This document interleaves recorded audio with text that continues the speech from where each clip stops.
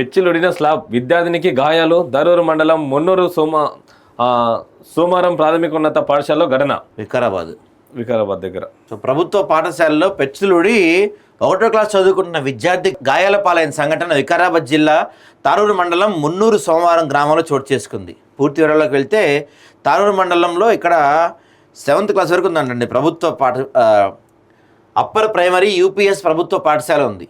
So దీంట్లో 7th class వరకు ఉంది. ఈ పాఠశాల మొత్తం 82 మంది విద్యార్థులు చదువుకుంటున్నారు.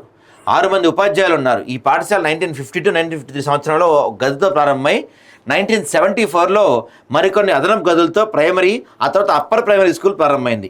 అప్పటి నుండి ఇప్పటి వరకు పాఠశాల కొత్తగా తరగతి గదులు నిర్మించాలని తెలుస్తుంది. పాఠశాల దాదాపు శిథిలావస్థలకు వెళ్ళిపోయింది. ఈ మధ్య పాఠశాలకు పెయింట్ వేయడంతో పాటు ఏఏసీసీ కింద పాఠశాలలో కరెంటు సౌకర్యం, టాయిలెట్లు, 2 గదులపై స్లాబులు నిర్మించినట్టు పాఠశాల హెడ్ మాస్టర్ సర్వతి వెల్లడించారు. ఇదిలా ఉంటే బుధవారం ఉదయం 8 గంటలకు ఎప్పట్లాగే విద్యార్థులు పాఠశాలకు హాజరయ్యారు. ఈ సమయంలో అనుకోకుండా 1వ క్లాస్ తరగతి గదిలోని స్లాబ్లో గల రాడ్ ఒకటి సన్నగా అవడంతో ఒకసారిగా విరిగిపోయింది.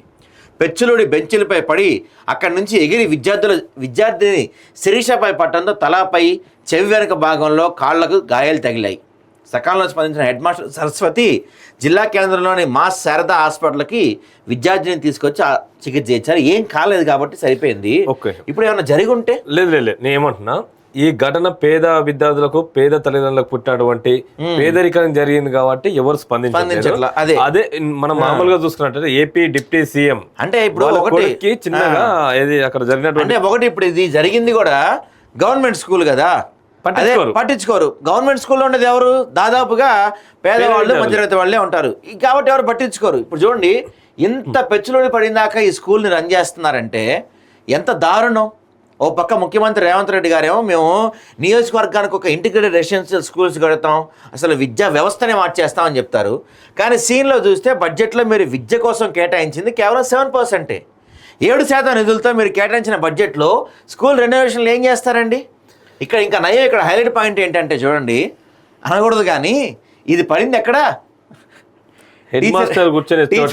టీచర్ పాఠాలు చెప్పే దగ్గర పడింది. ఇది పిల్లలు ఇక్కడ కూర్చుంటారు కదా, ఇక్కడ టీచర్ నుంచి పాఠాలు చెప్పేది. ఇంకా దేవుడి దయ వల్ల ఎవరికి ఏం కాలేదు. సరే, పెద్ద వాళ్ళు టీచర్లు కాబట్టి వాళ్ళకి ఏజీ జరగడానికి జరుగుంటే ఆ కుటుంబానికి ఎవరు న్యాయం చెప్తారు? ఇప్పుడు రేపటి నుంచి ఇప్పటికే ప్రభుత్వ పాఠశాలల్లో ఎవరు స్కూల్స్కి రావట్లేదు మీరు చేయబట్టి. ఇప్పుడు ఇది కూడా జరిగితే ఎవరు రారు. ఇంకా ఇప్పుడు తెలంగాణ ప్రజలు కోరుకుంది ఏంది?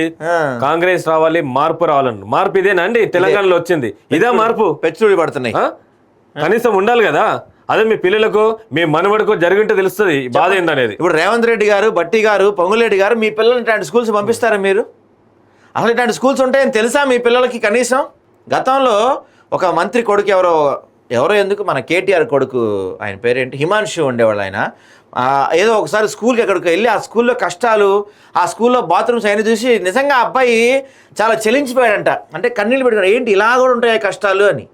నేను చెప్తున్నాను ఏంటంటే మంత్రులు, ముఖ్యమంత్రి కావచ్చు, ఎమ్మెల్యేలు కావచ్చు, ఇలా ఉంటే మీకు తెలుసా కనీసం స్కూళ్ళల్లో?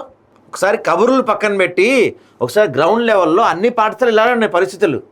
వాటిని చూసినట్టు ఒకసారి వెళ్ళి వికారాబాద్ ఎమ్మెల్యే, ఇది వికారాబాద్ కిందే వస్తుంది అనుకుంటా కదా, స్పీకర్ నియోజకవర్గం ఇది. మళ్ళీ వికారాబాద్ స్పీకరే కదా మనకి, గడ్డం ప్రసాద్ ఆయనేగా స్పీకర్ నియోజకవర్గం ఇది, మళ్ళీ ఏడో కాదు.